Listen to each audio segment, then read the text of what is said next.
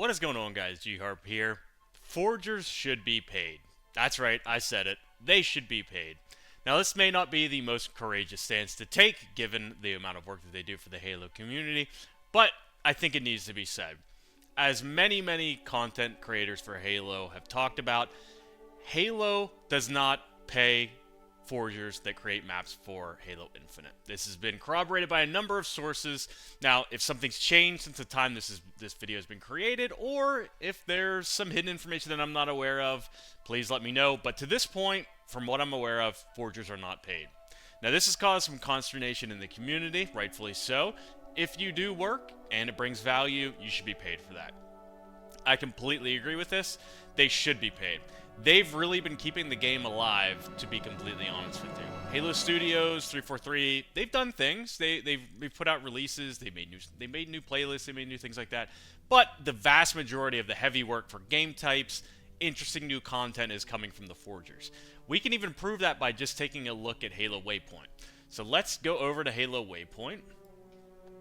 So if we look here at Halo Waypoint, a couple things you'll notice. The number one thing on their page is the new Action Sack playlist.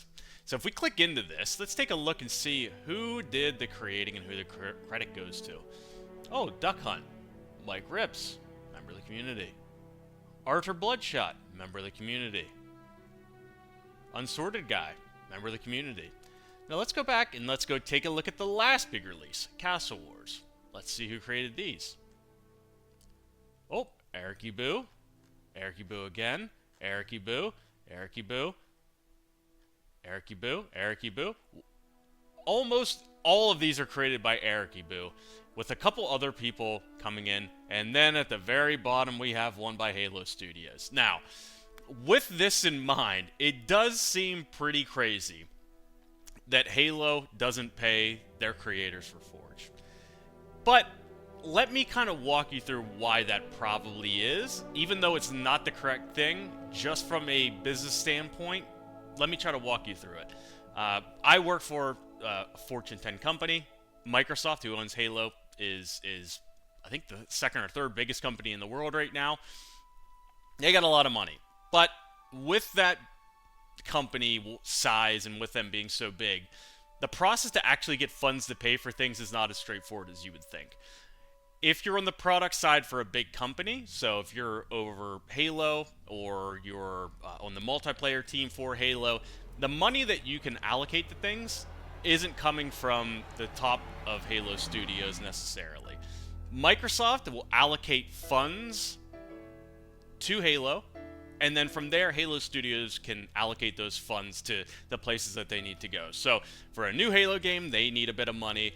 Halo Infinite needs a bit of money. Some of the old Halo things need some money. Halo MCC needs some money. So we have to allocate certain amounts of money around. Probably what's happening, I'm not in Microsoft, but probably what's happening and the reason that forgers aren't getting paid is that, number one, that money hasn't been allocated at the beginning of the year or the beginning of their financial cycle, so there may not necessarily be any money to give out. All of the money that actually goes out the door needs to be accounted for. You can't just cash at people from Microsoft. There's a lot of stringent financial regulations that they have to go through because they're publicly traded. All of this money has to be accounted for. It has to be audited. The trails have to be there. So this is most likely a problem stemming from, number one, Microsoft not giving Halo Studios enough money, and number two, Halo Studios not allocating it properly to the right places. Now, they probably have a budget for new creation of maps, of game types, of things like that to keep Halo Infinite going. And probably Halo Infinite at this point is KTLO work, basically keep the lights on is the way you would say it. That's probably what it is. Generally speaking, KTLO work doesn't get a ton of money.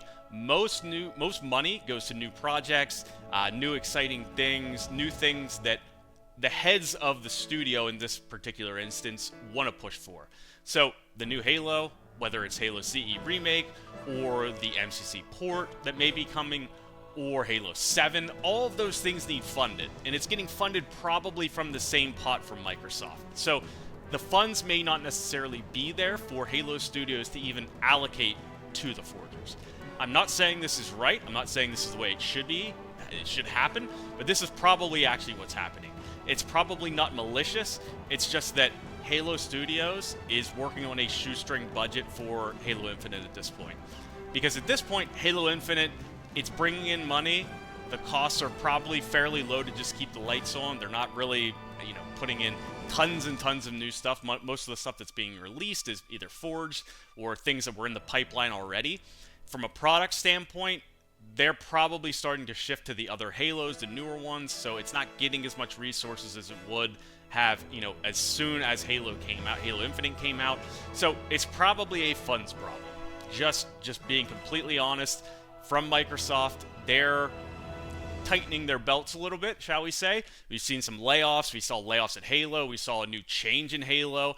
And with those new changes, you may still have some of that old way of doing things that was there. So we can hope that Pierre, who's taken over Halo Studios, we can hope that in the future they start allocating money towards forgers.